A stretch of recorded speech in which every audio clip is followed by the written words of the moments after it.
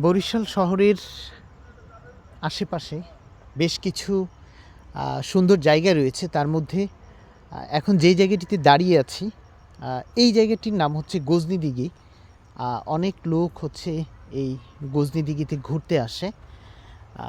খুব বড় একটি দিঘি এবং এই দিঘির বিষয়ে একটি মিথ রয়েছে। সেটি হচ্ছে এটি নাকি অনেকটাই হচ্ছে অলৌকিকভাবে এটি তৈরি হয়েছে। এখানে আসছিলাম, একজন যে ভ্যান চালক বলল যে সে তার দাদা দাদির কাছ থেকে শুনেছে গজার মাছ এবং বোয়াল মাছ, এই দুই মাছের ঝগড়া করে তারা এই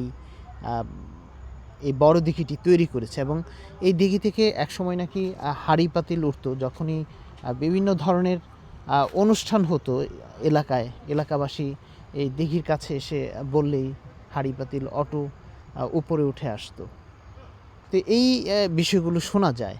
আসলে এটার সত্য মিথ্যা জানি না, তবে এই যে এই জায়গাটি দেখছেন, এখানে কিন্তু আড্ডা দেওয়া, ঘোরার জন্য খুবই সুন্দর একটি জায়গা। এই জায়গাটিতে খুব সহজে আসা যায়। আমি বরিশাল বিশ্ববিদ্যালয় থেকে ভোলা বরিশালের যে লিংক রুট রয়েছে সেখানে একটি জিরো পয়েন্ট রয়েছে। সেই রাস্তাটির ওই জিরো পয়েন্ট থেকে 100 টাকা ভ্যান ভাড়া করে এই দিঘির কাছে চলে এসেছি।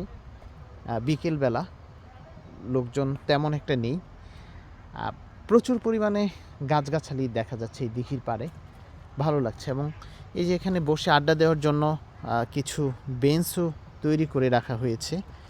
এখন আপনাদেরকে একটু পুরো দিঘিটা দেখানোর চেষ্টা করি, দিঘির একদম কাছে গিয়ে।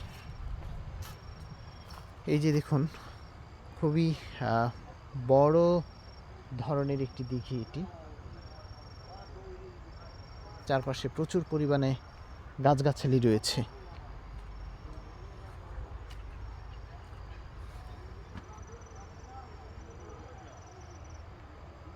আসলে সবুজে ঘেরা একটা আসলে ভালো লাগার মতো একটি জায়গা হচ্ছে এই গজনী দিঘি এলাকা।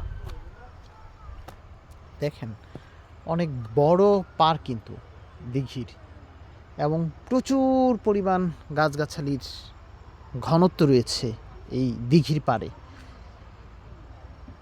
বিকেলবেলা একেবারে শুনশান নীরবতা রয়েছে, ভালো লাগছে।